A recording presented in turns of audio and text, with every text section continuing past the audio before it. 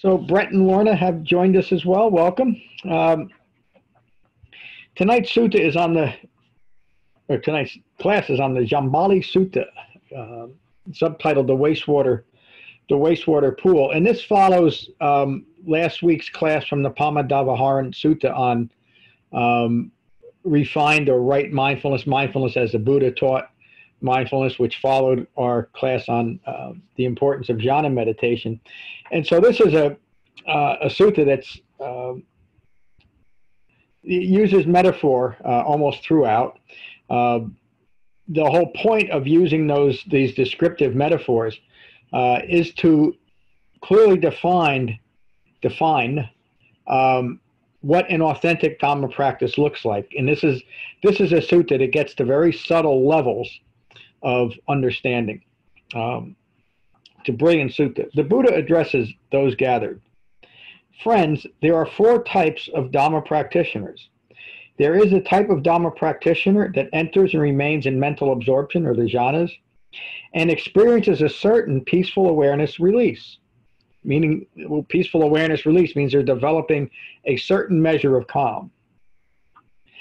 They are mindful of the cessation of self-identification, but even as they are mindful of the cessation of self-identification, their mind is not enraptured with release, with cessation.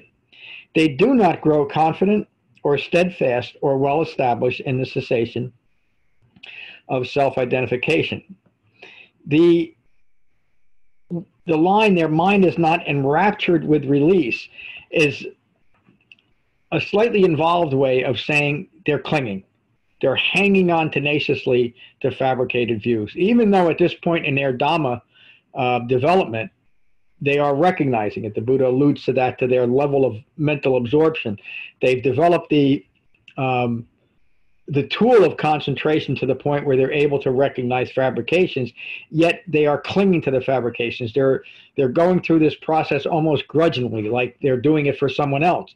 They're doing it because they think they should do it. Their friends are doing it, or they feel like the Buddha is compelling them to do it, or even just a vague idea of a creator God. This would be good for me. This is the right or the moral thing to do, but it's still done grudgingly. There's no joyful engagement. You remember when we talked about the 7 factors of awakening, and I mentioned this at other times, joyful engagement with the Dhamma is a primary factor of awakening. And what that means is that it's not an extraordinary joy, but we understand what we're doing. We understand that we're doing it, and we have authentic joy because we also have taken true refuge. We understand that a human being has done this. He's left us his Dhamma that we're using, and we are so fortunate to have a well-focused sangha. That's how you develop joyful engagement in the Dhamma. Without the framework of the Eightfold Path and to add a 9th factor to the Eightfold Path, right practice. Because of right practice, we're able to do that. We're able to develop joyful engagement with the Dhamma.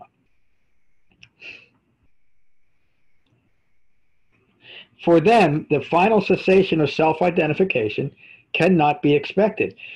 The Buddha is not making a prediction that this particular Dhamma practitioner can never, ever awaken. He's describing it only at their current state. And that's an important thing, because our minds, rooted in ignorance, will grasp onto that and say, well, if they can't do it, I can't do it. Not seeing clearly what the Buddha is teaching here. At their level of development, they cannot expect complete release. Just as if one were to grasp a branch with hands sticky with rosin, they would cling to the branch. In the same manner, one who remains in mental absorption and experiences a certain peaceful awareness release, but continues to cling to wrong views, is not enraptured with release. In other words, your fabricated views are much more important than actually developing awakening. And this right here is the primary barrier, the primary obstruction, the primary distraction to awakening, isn't it? It's what we all come up against in our Dhamma practice. The sacred cows, the things that we have decided at such a deep level that we're not willing to look at it. But again, this is the Buddha saying you must be willing to look at all of the sacred cows we've created in our own minds. And the implication here is that we cannot do that without joyful engagement with the Dhamma. We have to be enraptured with what we're doing, and we should be. They do not grow confident or steadfast or well established in the cessation of self-identification. For them, the final cessation of self-identification cannot be expected. So again, it's a fluid state. It's not a static state, but he's describing 4 types of Dhamma practitioners in different stages of their development. Then there is a type of Dhamma practitioner that enters and remains in mental absorption, in jhana, and experiences a certain peaceful awareness release. They are mindful of the cessation of self-identification. As they are mindful of the cessation of self-identification, their mind is enraptured with release. One of the themes that I always return to is to be mindful of your Dhamma practice progressing, because in that way, as the Buddha is describing here, by recognizing the fruits of your Dhamma practice, you will naturally grow enraptured with your Dhamma practice. Their mind is enraptured with release. Because we've experienced a measure of release and developing a measure of calm, that gives us the inner poise, the authentic courage, the inner wherewithal to simply continue, because that generates authentic, joyful engagement with the Dhamma. They do grow confident and steadfast and well established in the cessation of self-identification. For them, the final cessation of self-identification is to be expected. So it's not the culmination of the path, but this Dhamma practitioner, us, can take assurances that the culmination of the path can be expected. Just as if one were to grasp a branch with clean hands, they would not cling to the branch. So the Buddha is saying, just as one with a clean and unfabricated mind, they can no longer cling to fabricated beliefs. They would not cling to the branch. In the same manner, one who engages fully with the Eightfold Path remains in mental absorption and experiences a certain peaceful awareness release. They continue to diminish wrong views, and their mind is enraptured with release, with cessation. They do grow confident and steadfast and well established in the cessation of self-identification. For them, the final cessation of self-identification can be expected. Then there is a type of Dhamma practitioner that enters and remains in mental absorption, in jhana, and experiences a certain peaceful awareness release. They are mindful of breaching ignorance of 4 Noble Truths, but their minds are not enraptured with release. In other words, still doing this grudgingly, still doing it as almost that it's a moral imperative that I do this, but I really don't want to do it. They're not enraptured with cessation. They do not grow confident or steadfast or well established in the cessation of self-identification. For them, the final cessation of self-identification cannot be expected. Just as if there were, there were a long-standing wastewater pool, and during the dry season, a man blocks all inlets and opens all outlets. With inlets blocked and rain falling, the breaching of the wastewater pool would not be expected because there's an outlet for the water. In the same manner, a Dhamma practitioner enters and remains in mental absorption and experiences certain peaceful awareness release. They are attending to the breaching of ignorance, but they do not grow confident or steadfast or well established in the breaching of ignorance. For them, the breaching of ignorance cannot be expected. So it's really, this is a type of modern Buddhist who may even be engaged in the same practice we are, but it is their Dhamma practice is simply the fulfillment of an ideological view of what they should be doing. And they have no, as the Buddha is saying, no joyful engagement. It's a surface involvement with the Buddhist Dhamma. That's what he's referring to here. And so the breaching of ignorance cannot be expected. I say this often, the Dhamma is developed through wholehearted engagement with the Dhamma. It doesn't mean that at times there might be doubts or our own aversion to continuing, but we recognize that as a hindrance and we continue. And we understand at that point that overcoming these hindrances is part of the Dhamma, and that encourages our own joyful engagement. We know that it's possible. We know that this doubt or fear or whatever's holding me back in this moment is my own fabrication. It's not something that's lacking in the Dhamma. And so from that understanding, I can then apply the Dhamma to the issue I'm experiencing at the moment and work my way through it. Is that clear to everyone? What I'm saying is the Dhamma resolves the issues that the Buddha is teaching here. But that's what he's saying too. When you fully commit to the Dhamma, then you can expect final release from self-identification. The Buddha continues. Then there is a type of Dhamma practitioner that enters and remains in mental absorption and experiences a certain peaceful awareness release. They are mindful of breaching ignorance of Four Noble Truths. And mindful in a sense means not just the direction. Their minds are well established enough and their concentration deep enough that they can actually notice that final culmination of release of all all fabricated views rooted in self-identification. Their minds are enraptured with release. I'm sorry, I left the rest of that sentence out. Their minds are enraptured with release from ignorance. They do grow confident and steadfast and well established in the breaching of ignorance. For them, the final cessation of self-identification can be expected. Just as if there were a long-standing wastewater pool during the rainy season, and a man opens all inlets and blocks all outlets. With inlets open, outlets closed, and rain falling, the breaching of the wastewater pool can be expected. In the same manner, a Dhamma practitioner enters and remains in mental absorption and experiences a certain peaceful awareness release. They are mindful of breaching of ignorance of Four Noble Truths. Their minds are enraptured with release from ignorance. In other words, they have established the criteria for actually developing this. It's not just some vague, and the reference to the wastewater pool, it's not just some vague grasping after anything that might seem Buddhist-like or any pop psychology remedy that's flying around today. That would be like opening the inlets and the outlets. There's nothing to hold the knowledge within. It's too open. It's too grasping.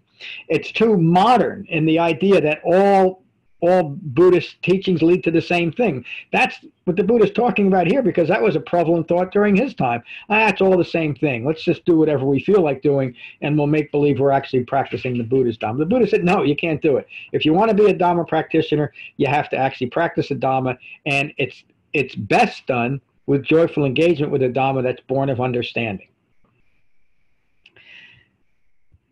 They do grow confident and steadfast and well established in breaching ignorance. For them, the final cessation of self-identification can be expected. These are the four types of Dhamma practitioners in the world. It's the end of the Buddha Sutta. So we may want to remember each and every one of these practitioners, and you can go back and read it, but that's not all that important. The whole point of this sutta is the importance of joyful engagement with authentic Dhamma without the need to embellish it in any way. And that's what the Buddha is teaching. And it's still to me, it's such an incredibly relevant sutta 2,600 years ago. So let's go around the room, and why don't we start with Tim? Tim, how are you tonight? Very well, thank you. Good to see you. Yeah, likewise. I don't have much to say except, and yes, the sutta is right to the point, but where I did not get out of it the false Dharma aspect that you seem to be emphasizing. Maybe it's because I didn't read the context. I read your intro, but maybe the context is different. To me, I thought more about the hindrances and the non-acceptance of the Dhamma, the doubt and things of that nature, that keeps me from, or keeps one from that rapture or to be enraptured in your Dhamma practice. So it's not really important, really what I'm saying, I suppose, but I didn't see it that way. I just saw it for the wrong views that I may have from time to time that keeps me from, that keeps me ignorant and, continuing that chain. of dependent origination.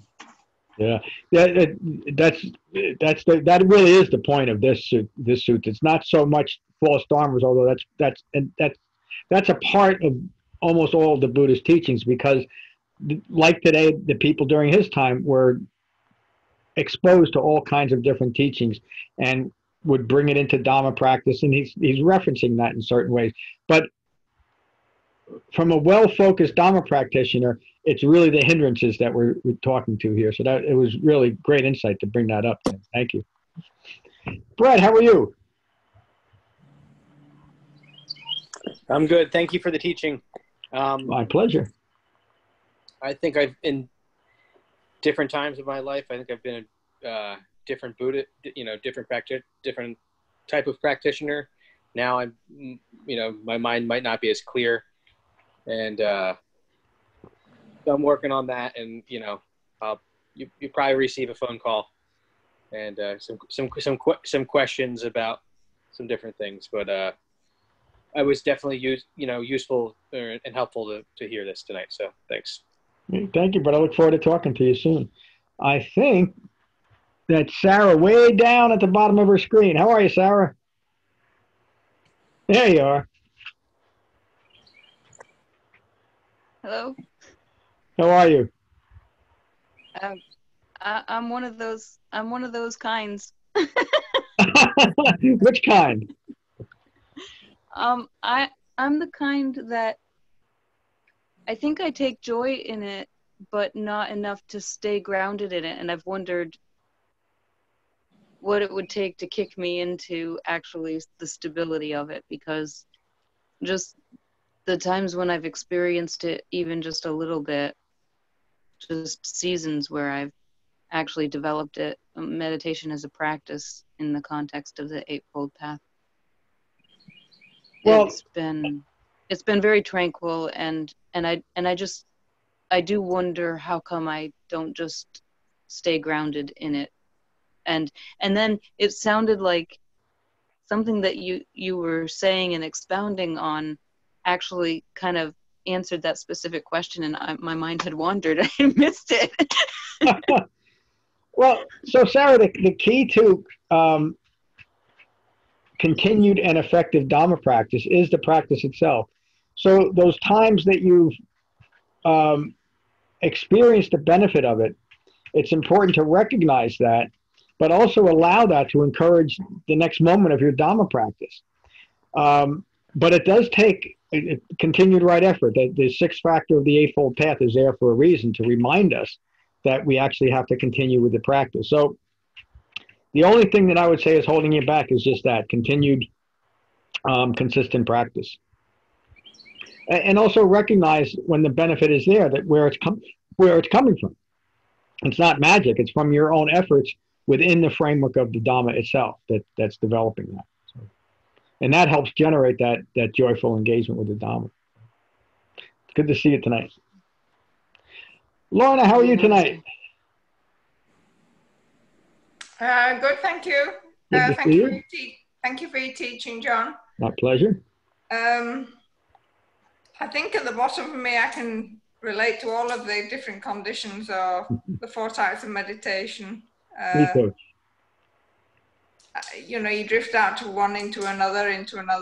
But I think overall, I'm beginning to realize it's really not what's going on in your mind. It's how you attach yourself to what is going on in your mind. Yes. Or not attach yourself. Yep. That way. Yep. I think I'm beginning to sort of realize that more and more. You can't stop the thinking, you can't stop the feelings, and you can't stop the thoughts. But you can begin to control how caught up or not caught up you are in your own thoughts and feelings. Yeah. And realizing that, I realize more and more that it's like the sort of 3 elements, you call it the perfect storm if you want, or the perfect stress point or something, is you've got to sort of be thinking about something that you brushed up with in your life, brushed up against in your life at some point, or some thought or but there's some trigger that you're trying to change, you're not happy with. It was either too big or too small, or the wrong color, or too hot, too cold, or whatever. Yeah. But you've brushed up against this situation in your own life at some point, and along comes your thoughts about it, and then along comes your feelings. And when they all kick in and merge and overtake your mind, then your mind, you're just like off and running. You're on the race then. You're just going down, I don't know, a big whirlpool or something. You know, you're just sort of caught up in it, going down a whirlpool. So it's helpful to me to realize that I'm actually thinking about something that I brushed up against in life at some point. It might be when I was a child, or when I was a teenager, or how many years ago it was, it doesn't matter. Oh. And you can just begin to control your mind and realize that, you know, it's just a lot of thoughts and a lot of feelings about something that you brushed up against in life. And if you can see it that way, it kind of loses its grip or its intensity a little bit, because you kind of just understand that I'm creating a perfect storm of stress in my mind. Yep. So anyway, I don't know how that sort of fits into the sutta you've spoken about tonight, but that's what I've been thinking about, you know, just how we create this storm in our heads of stress. We create it ourselves, and that's how we do it. I think that's what I can work out, that how we do it anyway. Thank you. Thank you, Lorna. It was a really brilliant insight into the sutta and how it relates to that basic aspect of Dhamma. And your description of the 4 foundations of mindfulness was just brilliant. You know, feelings and thoughts arising and passing away. And that's all it is. Thank you. Kevin, how are you tonight? Doing well, John. Thank you. Really appreciate this talk again. I think what I was seeing out of there, you know, the joy of cessation, the joy of release. That's a tough place to find sometimes, and I think this sutta, what I was finding, was sort of a profound or awakened right view. Once we've had the wisdom of Four Noble Truths and understood it, and really experienced cessation, we know better. You know, we don't light ourselves on fire, as we've heard in many suttas anymore. We know that self-identification and having to establish the self known as anatta in the physical world, or, you know, in our thoughts, is fruitless, and that comes out of the wisdom of a direct, profound experience with impermanence. You know, that's what we've been talking about for a couple of weeks now. So really appreciate it. Thank you for the structure of it. Thank you, Kevin. Thanks for joining us tonight. Trevor, how are you tonight? Doing well. Thank you, John. Thank you for your teaching. I don't have too much to add. Just a question of clarification. You mentioned this in your talk tonight, the phrase mindful of the cessation of self-identification. Can you repeat for me how you interpret that? Does that mean for you they're aware of the process but haven't tasted it? Or are you seeing that as meaning they have a slight taste of cessation of self-identification, but it hasn't been established? Boy, good question. Mindfulness, as the Buddha is using it here, is that refined mindfulness we talked about last week, meaning it's resting in a well-concentrated mind and framed by the Eightfold Path. And so that mind is able to understand and actually recognize the release that we're talking about, the release from fabrications. And we talk about that often, and I would bet if I asked you, Trevor, you would say, yes, I've recognized that in me in the past, of recognizing and abandoning fabrications and fabricated views. And so in that way, the sutta is about the importance of recognizing Dhamma practice working for you. recognizing it's something that I talk about, the Buddha talks about often, recognizing the benefits of Dhamma practice and understanding the things that would detract from the Dhamma practice. So, does that answer your question? It does. I guess I'll have to spend some more time with this sutta, because that sounds very much like right view when you put it that way. But they're saying this type of practitioner basically has that right view, but their mind is not enraptured, and later goes on to say they're basically continuing in wrong view.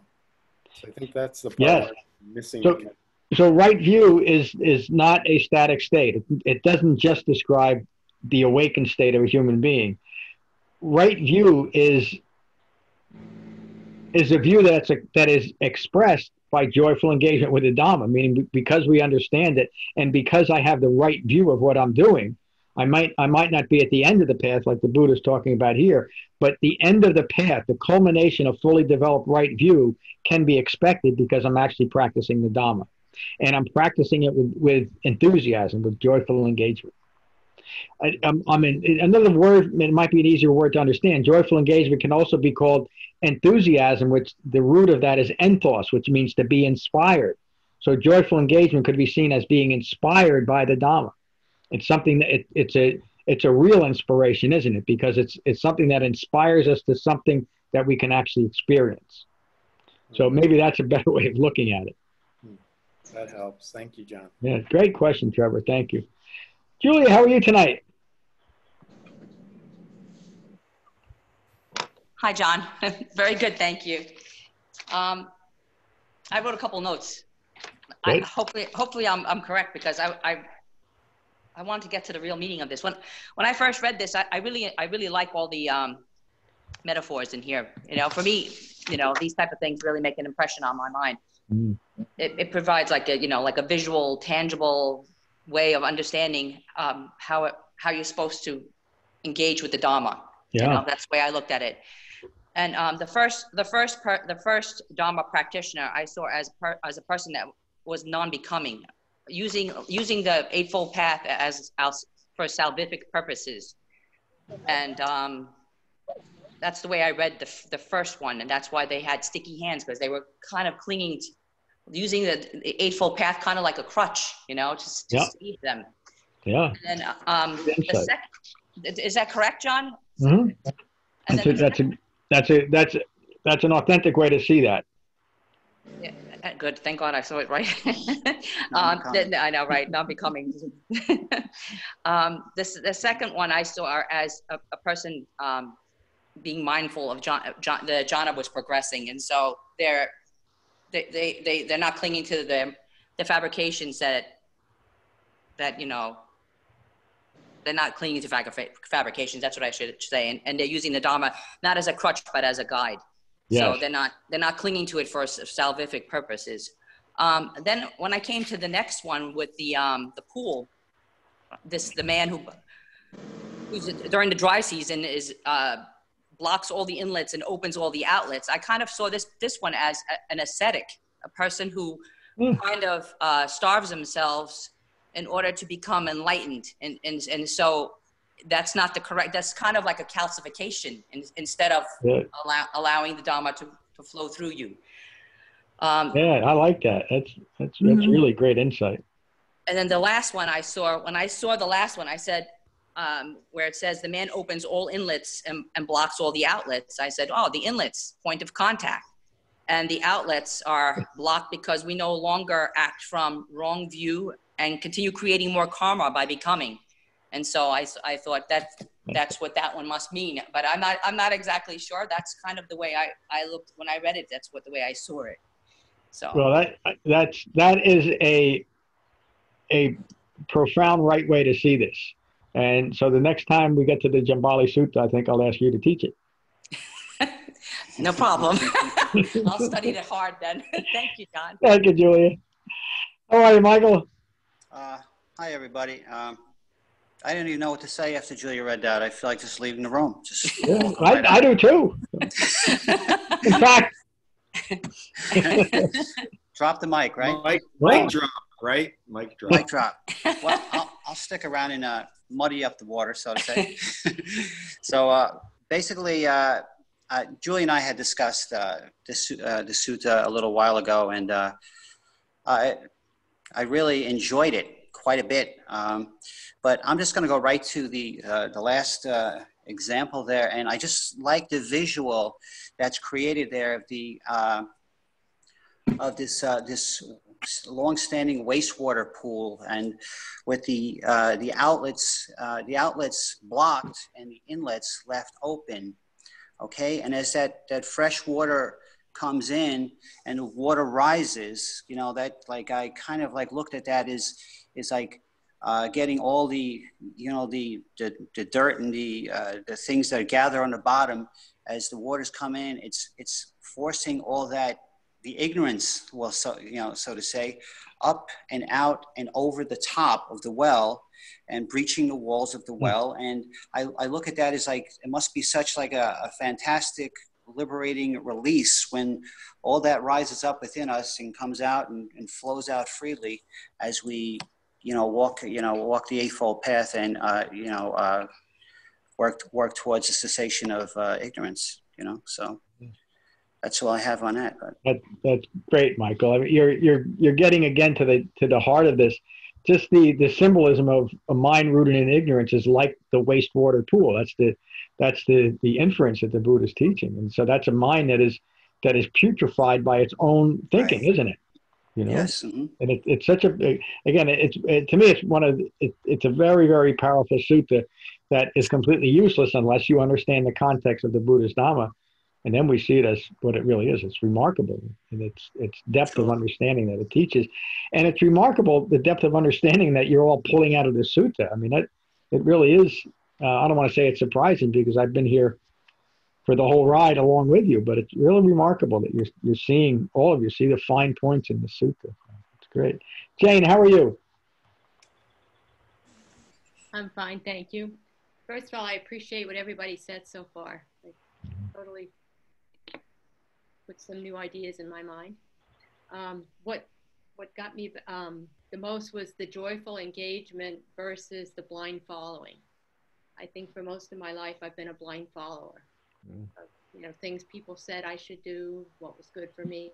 And I believe my Dhamma practice is the first thing in life that I freely chose. I feel it was my decision and my continuing to practice it because I believe that it will lead to calm. So it's a big being a blind follower and choosing and following. Yeah, it's such an important point, and you remind me of something. I just published a new article on the website called Salvation-Free Buddhism, and the subtitle is Why the Buddha Did Not Teach Religion, or Why He Abandoned Religion. And the Buddha was very clear in the Adita Parayaya Sutta about just that. And it's a rather long article. It's linked on the homepage, but it gets into just that, just what you were talking about, Jane. It's so easy to grasp onto anything that would take us away from facing the fact that we're ignorant of human reality. And so religions and all those types of things create a very acceptable vehicle for us to do that because everybody else is doing it, and it's part of the fabric of our society. So who would question it? Well, it was just like that during the Buddha's time, and that's just what he questioned. And in that way, it's not really that we're talking about religions; it's religions as a speculation because they are, aren't they? Whether they're true or not is not the argument here. They have to be speculated because no human being has ever experienced heaven or whatever the other culminations of the path are. Nobody can. So the Buddha taught a Dhamma that is to be experienced during a human life. And that relates to that contradicts any fabricated view of self in relation to the world. And it has to be pure or you never get past that. So thank you, Jane. Hello, Josh.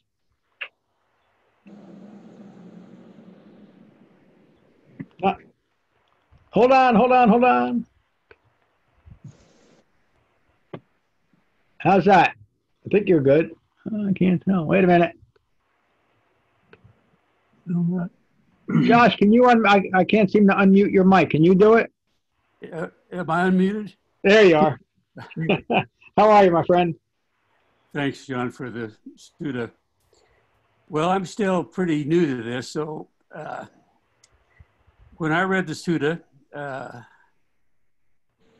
my default is kind of to go to the one that isn't so good to describe myself. That I kind of feel like the trekker in Nepal. I can walk the foothills, but I can see Everest in the background. But I don't think I'm ever going to be able to climb Everest. You know, I might enjoy the walk, but I may not get, you know, to where I want to go. I kind of intellectually get all the some of the basic ideas of impermanence and the fact that as a human being, because of impermanence, I have suffering, and I also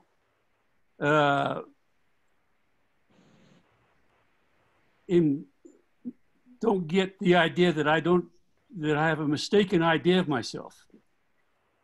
And when I do jhana, if I can get 15 breaths in a row, I consider that a victory. I would call it that too. Going somewhere. I would call it a victory too. But when I walk around during the day, sometimes I'm walking and I'm thinking, well, I've got this real false ignorance impression of self-reference of everything I do. And I try to say, well, and I intellectually say, stop doing that. I don't own this. It's not me. But I still have the emotional reactions like, and I don't know where to put them, of being stressed. Yeah, in spite of the intellectually kind of trying to get to the point where I'm not identifying with myself, but that's where I'm at. So let me ask you, you said that you may not be able to get to where you want to be. Are you now where you want to be? Well, God, I'd love to be awakened. If you can't be awakened in this moment, are you where you want to be? The point that I'm making, Josh, is you are engaged in a practice that will take you where you described, where you want to be. It's kind of the paradox. If you're focused on where you want to be, the Dhamma doesn't work as well. But you're also describing a developing understanding of who you are in relation to the world. That's Dhamma practice. And that every time you take a breath, or I think you said 14 breaths in a row, you have united your mind and your body, and you're learning to keep it there. And that's the secret. That's what we're talking about in this sutta. So none of us know when the cow's going to get us. None of us know when the end is near. Whether you're 79 or 64, or I'm trying to think who might be the youngest here, it doesn't matter. The next breath might be our last, and that's true for everyone.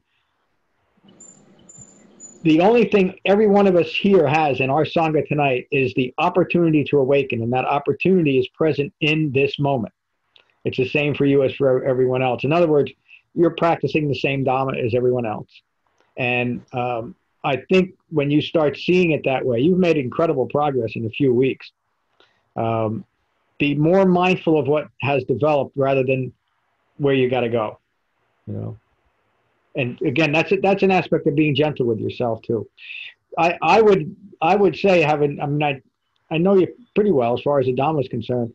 You are engaging in about 100% effort, and so that has to be enough, isn't it? And you're reaping the benefits of it. So if for some reason you don't make it in this lifetime, I'll try and catch up to you in the next one, and we'll see what we can do about it. I think Ram is still, where's Ram? Down there. Hello, Ram. Hello, everybody. Yeah, the metaphor that the Buddha uses here of the cesspool is even more powerful than it looks like from here. I mean, I've had the good fortune of spending some time in that area, and this is when in the Buddhist time when indoor plumbing was completely unknown. So the cesspool was where you brought your chamber pot. Yep. Yeah, I mean, it's section of the cesspool. He describes what it's like, in the hot season. We haven't had any rain for months, and it's 100 to 100. I think I lost you a little bit there, Ram. Your audio cut out. Uh-oh. I think it's your connection's a little spotty right now. Okay. Well, there you are. Okay. All right. So this view of the cesspool and how it gets to be such an incredible burden in the hot season, and then when the rains come in the second part. It's just such a wonderful metaphor for all this wrong view being completely washed out. Yeah. And I was also reminded of there is an expression in Tibetan Buddhism of the rain of blessings. And I thought, oh yeah, that fits in here. When you have the blessings of practicing the Dhamma, that's where you get to just scour out and wash out this, like, to the very bottom of this all these false views that you've been dragging around, have been sitting there festering in this cesspool for all this time. And thank you, Ram. And it's also a perfect metaphor for the world. We don't want to look at it that way, but the difficulties of clinging and being entangled in the world is just that. It is, and so the metaphors are they're very useful, aren't they? Because each of us has been able to apply our own understanding of the Dhamma to this rather short sutta and flesh out so much in it. I mean, it really is remarkable. What a great class. Any other questions or comments on this particular sutta? Okay. There's something on my mind, but I can't think of what it is, so I'll probably put it in a newsletter. I did mention that new article. So the article has to do with, part of the motivation for the article has to do with my continual reference to religion and New Age ideologies and pop psychology remedies, and it really explains why that's necessary to do it, and where I got the model from. So I would encourage you to read it when you get a chance. We'll finish with metta, as we always do. So find your relaxed meditative posture. Gently close your eyes, gently close your mouth. And be mindful of your in-breath and your out-breath. And these are the Buddha's words on metta from the Karaniya Metta Sutta. This is what should be done by one who is skilled in goodness and who knows the path of peace. Let them be able and upright, straightforward and gentle in speech, humble and not conceited, contented and easily satisfied, unburdened with duties and frugal in their ways, peaceful and calm and wise and skillful, not proud or demanding in nature. Let them not do the slightest thing that the wise would later reprove. Wishing, in gladness and in safety, may all beings be at ease. Whatever living beings there may be, whether they are weak or strong, omitting none, the great or the mighty, medium, short, or small, the seen and the unseen, those living near and far away, those born and to be born, may all beings be at ease.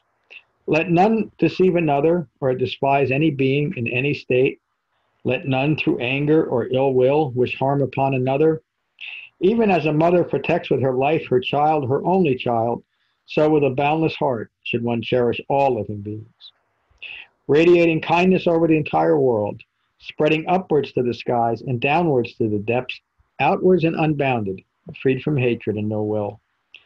Whether standing or walking, seated or lying down, free from drowsiness, one should sustain this recollection.